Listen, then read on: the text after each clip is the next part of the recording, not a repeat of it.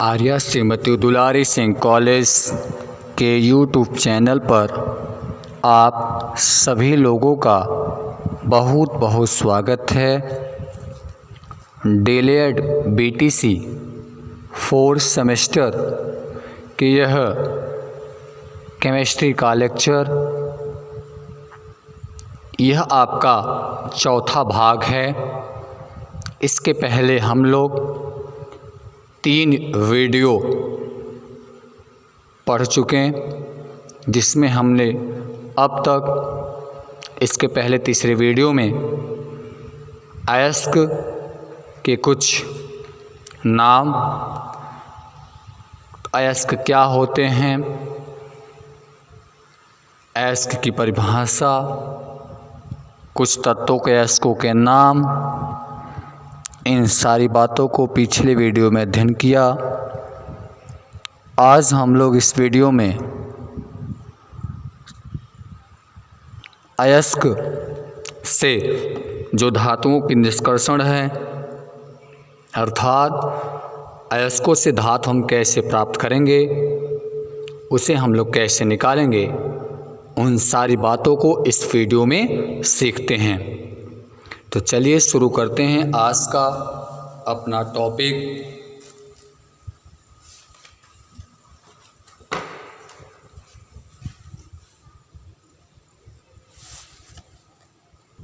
जैसा कि आप जानते हैं, जब हम भूपरपट्टी से खनिजों को निकालते हैं तो उसमें बहुत सारे कंकड़, मिट्टी, धूल कण, बालू के कण आदि की अशुद्धियाँ मिली रहती हैं। इन अशुद्धियों को हम लोग गैंग कहते हैं या अधाकत्री कहते हैं। हम खनिजों से इन गैंग को दूर करते हैं, जिससे हमारा अयस्क प्राप्त होता है। फिर उन अयस्कों से विभिन्न प्रकार की अशुद्धियाँ होती हैं, जिन्हें हम कई पदों अर्थात कई प्रविधियों के द्वारा उनके अशुद्धियों को दूर करके उसे शुद्ध करते हैं और अयस्कों से अशुद्धियों को अलग करके जो धातु प्राप्त करना क्रिया होता है, उसे हम लोग धातुकर्म कहते हैं। धातुकर्म एक प्रक्रिया है जिसमें हम लोग कई प्रक्रियाओं से अयस्कों से धातु को निष्कर्षित करते हैं। यह प्रक्रिया कई चरणों में होता है। तो धातुओं को निष्कर्षित करने की प्रविधियाँ निम्नलिखित हैं, जिसे हम लोग, पहला हमारा है अयस्क का पीसना, दूसरा अयस्क का सांद्रण, उसके पश्चात गुरुत्व पृथक्करण विधि है, फेन प्लवन विधि है, चुम्बकीय पृथक्करण विधि है, फिर निस्तापन है, भर्जन है, प्रगलन है, सिंगटन है। इन सारी परावर्ती भट्ठी हैं, मतलब बहुत सारी विधियां हैं जिनसे हम लोग धातुओं को निष्कर्षित करते हैं। चलिए शुरू करते हैं अयस्कों से धातु निष्कर्षित करने की पहला विधि। हम लोग इसमें जो हमारा अयस्क का पीसना है, इसमें सबसे पहले जो हम खान से अयस्क प्राप्त करते हैं, सबसे पहले अयस्कों को जो बड़े बड़े टुकड़े के रूप में होते हैं, उन सभी को छोटे छोटे टुकड़े के रूप में तोड़ते हैं, जिससे वह बहुत बारीक हो जाता है। और उसके पश्चात फिर उसे दलित्र या कह सकते हैं स्टाम्प मिल में बहुत चूर्ण की तरह पीसा जाता है और पीस करके उसे पाउडर के रूप में प्राप्त कर लेते हैं। इसी को हम लोग अयस्क का पीसना कहते हैं। तो ये अयस्क का पीसना रहा। इसमें हम लोग, यह धातु कर्म की पहली प्रक्रिया है। इसमें हम लोग अयस्कों को एकदम बारीक छोटे छोटे टुकड़े में करके फिर उसे पीस लेते हैं और पीसने के फलस्वरूप पाउडर नुमा बना लेते हैं। तो ये हमारा पहला स्टेप हो जाता है अयस्कों का पीसना। तो ये आपका पहला स्टेप हो गया। हम लोग अयस्क को सबसे पहले बारीक पीस लेते हैं। अब दूसरे स्टेप में इसके चलते हैं, अयस्कों का सांद्रण। जब हम अयस्क को बारीक पीस लेते हैं तत्पश्चात हम अयस्क का सांद्रण करते हैं, अर्थात अयस्कों का हम सांद्रण करते हैं। इसमें क्या करते हैं, चलिए सीखते हैं।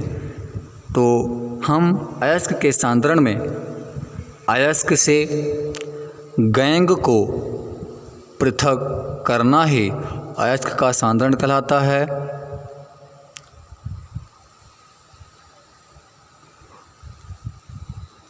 सांद्रण के लिए प्रयोग की विधि अयस्क की प्रकृति पर निर्भर करती है।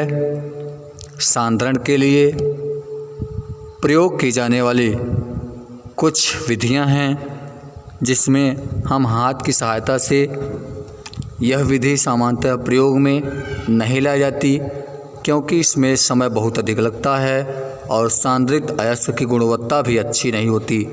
इसलिए हम लोग उसे गुरुत्व पृथक्करण से उसे क्या करते हैं, अयस्क को गैंग के सापेक्षिक घनत्व के मान पर आधारित होता है। इसमें हम लोग पीसे गए अयस्क को सबसे पहले पानी की धारा में धोते हैं, जिससे वह जो हल्के गैंग होते हैं वह पानी के साथ बह करके अलग हो जाते हैं और जो भारी अयस्क होते हैं वो धीरे धीरे नीचे बैठ जाते हैं, जिससे उसमें जो ऑक्साइड और कार्बोनेट अयस्क होते हैं, अयस्कों का सांद्रण हो जाता है और उनके जो ऑक्साइड और कार्बोनेट की अशुद्धियाँ हैं वो इस विधि से दूर हो जाती हैं।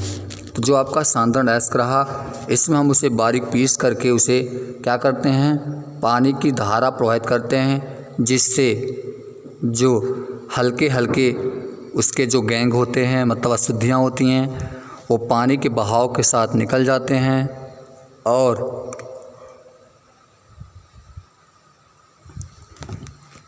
जो भारी अयस्क होते हैं वो जल्दी नहीं उड़ पाते, बह पाते, अर्थात वो धीरे धीरे नीचे की तरफ बैठ जाते हैं। तत्पश्चात उस भारी अयस्क को जो उस पे बैठ जाता है हम उसको आसानी से निकाल लेते हैं।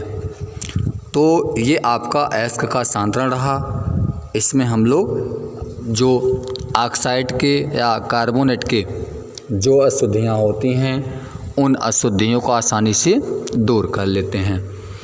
तो चलिए तीसरा आपका विधि रहा फेन प्लवन विधि। तो फेन प्लवन विधि आपका जो है, अब हम इस तीसरी विधि पढ़ते हैं। तो इसमें हम लोग सबसे पहले हल्के जो अयस्क का सांद्रण किया जाता है, यह विधि अयस्क तथा गैंग की सतह को किसी द्रव से भिगाने की प्रवृत्ति पर आधारित होता है। इसमें उन अयस्कों का सांद्रण किया जाता है जिनकी सतह जल विरोधी होती है और उसमें उपस्थित गैंग की सतह जल स्नेही होती हैं। द्रव जल विरोधी का मतलब द्रव के साथ वह उनका स्नेह नहीं होगा, अर्थात द्रव के साथ वह अपना लगाव नहीं लगाएंगी, जबकि इनके जो सतह उपस्थित गैंग की सतह होती है जो जल स्नेही होती है और इस विधि के द्वारा सांद्रित करने के लिए बारीक पीसे हुए अयस्क को जल से भरे एक टैंक में उसे डाल देते हैं। डाल करके उसमें थोड़ा सा चीड़ का तेल और थोड़ा सा पोटेशियम एथिल जैंथेड मिलाते हैं और मिला करके जब उसमें मिला देते हैं, उसके पश्चात उसमें वायु की बहुत तीव्र से धारा प्रवाहित करते हैं। मतलब एकदम झोंके से साथ तीव्र गति के साथ उसमें हवा प्रवाहित करते हैं। जल में जो मिलाया गया तेल है वो पृष्ठतनाव को कम कर देता है तथा अयस्क की सतह जो होती है वह तेल से भीग जाती है और जब वह अयस्क की सतह तेल से भीग जाते हैं तो ये कण झाग के रूप में ऊपर आ जाते हैं तथा जो उसमें गैंग होते हैं वो जल से भीग कर जल के साथ नीचे की तरफ बैठ जाते हैं। मतलब उनके जो अशुद्धियाँ होती हैं वो धीरे धीरे, जो अयस्क होते हैं वो धीरे धीरे भीग कर ऊपर तरफ आ जाते हैं, जबकि इसके जो गैंग होते हैं अर्थात शुद्धियाँ वो जल से भीग करके नीचे की तली पर बैठ जाती हैं। उसे हम लोग पंग कहते हैं। आसानी से हम लोग उसको फिर निकाल कर निथार करके हम लोग उसे अलग कर लेते हैं, जिससे आपका जो अयस्क होता है अशुद्धियाँ निकल जाती हैं और आपका जो शुद्ध अयस्क होता है उसे हम लोग आसानी से ऊपर निकाल लेते हैं। तो ये आपका रहा फ़ेन प्लवन विधि। इसमें हम लोग फ़ेन के द्वारा अयस्कों को जो होती है थोड़ा सांद्रित करते हैं और जो अशुद्धियाँ होती हैं वह उसके तली में आसानी से बैठ जाती है, जिसे हम लोग गैंग कहते हैं। तो इस तरीके से हम लोग उस अयस्क का फ़ेन प्लवन विधि और अशुद्धियों को दूर करते हैं। अगला हमारा पॉइंट रहेगा चुम्बकीय पृथक्करण विधि। ये आपका 4th पॉइंट है। ये भी एक अयस्कों से अशुद्धियों को दूर करने की प्रक्रिया है। यह उन अयस्कों के लिए प्रयोग किया जाता है जिसमें अयस्क और उसमें उपस्थित गैंग किसी एक की प्रकृति लौह चुम्बकी हो।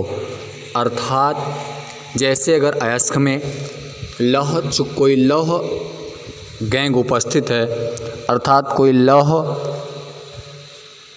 अशुद्धियाँ उपस्थित हैं, तो हम लोग उस लौह अशुद्धियों को हटाने के लिए चुम्बकीय पृथक्करण विधि का उपयोग करते हैं। इस विधि द्वारा सामान्यतः चुम्बकीय और अनुचुम्बकीय प्रकृति के पदार्थों का पृथक्करण किया जाता है। जैसे चुम्बकीय अयस्क वोल्फ्रेमाइट, इसका सूत्र FeWO4 होता है। जैसे आपका कैल्शियटाइट है, इसे चुम्बकीय विधि द्वारा अलग किया जा सकता है। इस विधि में अयस्क को बारीक पीसकर एक घूमते हुए पट्टे पर डालते हैं, जो चुम्बकीय घूर्णन पर लगा होता है, और जो चुम्बकीय अयस्क हैं उनके कण को, चूँकि जब चुम्बकीय अयस्क होंगे तो उसमें चुम्बकत्व का गुण जरूर होगा, क्योंकि लौह पदार्थ हमेशा चुम्बक उसे अपनी ओर खींचती है।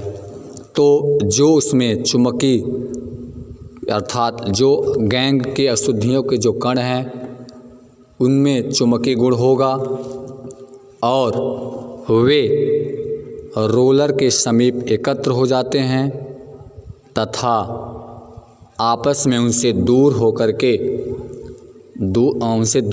के हट जाते हैं, जिससे हमारा जो अयस्क होता है वो सांद्रित हो जाता है और जो लौह चुंबकीय अशुद्धियाँ हैं वह उसमें चुंबकीय गुण होने के कारण वह दूर हो जाती हैं, अर्थात उससे अयस्क से निकल जाती हैं और हमारा जो अयस्क होता है वो शुद्ध रूप में प्राप्त हो जाता है और हमारी अशुद्धियाँ दूर हो जाती हैं। तो इस तरीके से चुंबकीय पृथक्करण विधि यह भी एक अयस्क को सांद्रित करने की विधि है। इसमें हम लोग इसका विधि तभी प्रयोग करेंगे जब अशुद्धियों के रूप में कोई चुंबकीय पदार्थ हो, जैसे जो आपने खान से या भूपरपट्टी से जो आपने खनिज लाया है, अगर उसमें जो अशुद्धियां हैं, यदि अशुद्धियां लौह चुंबकीय पदार्थ हैं कोई, तो भी हम उनके दूर करने के लिए चुंबकीय पृथक्करण विधि का उपयोग करते हैं। इसमें चुंबकीय और अनुचुंबकीय प्रकृति के पदार्थों का पृथक्करण किया जाता है। तो ये आपका हो गया चुंबकीय पृथक्करण विधि। इसमें हम लोग इसी तरीके से इसे दूर करते हैं। तो चलिए अब ये हमारा अगला पॉइंट रहेगा निस्तापन। आपको बता दें निस्तापन और भर्जन ये आपसे क्वेश्चन पूछता रहता है। भर्जन क्या है, इनसे अशुद्धियों को कैसे दूर करते हैं। कभी कभी आपसे भर्जन और निस्तापन में अंतर पूछ लेता है, तो आप सब कन्फ्यूज़न ना हो, कन्फ्यूज़न को अच्छे से दूर कर रखें। निस्तापन में कैसे अशुद्धियों दूर करते हैं, भर्जन में कैसे दूर करते हैं, आइए हम लोग सीखते हैं। तो निस्तापन विधि रहा। सबसे पहले हम जान लेते हैं कि निस्तापन होता क्या है। तो देखिए निस्तापन विधि में हम सबसे पहले परिभाषा सीखते हैं क्या होता है। निस्तापन प्रक्रिया में उस सांद्रित अयस्क को उसके गलनांक से कम ताप पर वायु की अनुपस्थिति में गर्म करते हैं और उसमें जो कार्बोनेट, हाइड्रोक्साइड, इन सब की जो अशुद्धियाँ होती हैं वो अलग हो जाती हैं। इसे हम लोग निस्तापन कहते हैं। अर्थात निस्तापन क्या है, अयस्क को गलनांक से कम ताप पर वायु के अनुपस्थिति में गर्म करके इनकी अशुद्धियों को दूर करने की क्रिया को निस्तापन की क्रिया करते हैं। अर्थात निस्तापन प्रक्रम में जो हमारे सांद्रित अयस्क होते हैं उसके गलनांक से कम, आपको ध्यान देना है जब आप निस्तापन की प्रक्रिया से अशुद्धियों को दूर कर रहे हैं तो उनके जो गलनांक है उनसे कम ताप पर वायु की अनुपस्थिति में उसे गर्म करते हैं। और अयस्क में जब हम उसे गर्म करते हैं तो इसमें जो अयस्क होती हैं, अयस्क में जो उपस्थित नमी है तथा नमी के साथ साथ जो अन्य अवाष्पशील अपद्रव्य हैं वो धीरे धीरे वाष्पित हो जाते हैं। अर्थात अपद्रव्य जो होते हैं वो उड़ जाते हैं और धातु जो कार्बोनेट व धातु हाइड्रोक्साइड में परिवर्तित हो जाता है। अर्थात जब उनके नमी अवाष्पशील अवद्रव्य अलग हो जाते हैं तो जो धातु है वो कार्बोनेट व धातु हाइड्रोक्साइड में धीरे से परिवर्तित हो जाता है। निस्तापन के बाद प्राप्त होने वाले पदार्थ में धातु की प्रतिशत मात्रा अधिक होती है और प्राप्त ठोस सरंध्र प्राप्त होता है। निस्तापन परावर्तनीय भट्ठी में किया जा सकता है। अयस्क के निस्तापन में होने वाली कुछ अभिक्रियाएं होती हैं जिसे हमने यहाँ पे आपको रिएक्शन के ज़रिए दिखाया हुआ है। इसमें आपको हमने ले लिया, चूँकि बॉक्साइट यह एल्युमिनियम का प्रमुख अयस्क है, बॉक्साइट हमने लिया हुआ है। तो बॉक्साइट इसमें वाष्पशील आपका द्रव्य है, ये Al2O3 × 2H2O। हम इसे जब वायु की अनुपस्थिति में गर्म करते हैं, यहाँ पे हम इसे गर्म कर देते हैं। आपको ध्यान देना है, जब आप इसे गर्म करेंगे तो गर्म करते समय ध्यान रहे यह वायु की अनुपस्थिति में ही गर्म करेंगे। इसे वायु की अनुपस्थिति में गर्म करने पर केवल इसमें जो वाष्पशील होंगे अशुद्धियाँ वो धीरे धीरे वाष्पित होकर निकल जाएंगे। तो हमने ले लिया यहाँ पे। अब इसको जैसे गर्म करते हैं तो इसके जो जलवाष्प ये 2H2O है, ये वाष्पित होकर धीरे धीरे निकल जाता है और आपका एल्युमिनियम हाइड्रॉक्साइड प्राप्त हो जाता है। अर्थात ये जो धातु है ये ऑक्साइड के रूप में बदल गया। यहाँ आपका रहा Fe2O3, ये हेमेटाइट है आपका। NH2O ये हेमेटाइट है जो कि आपका लोहे का प्रमुख अयस्क है।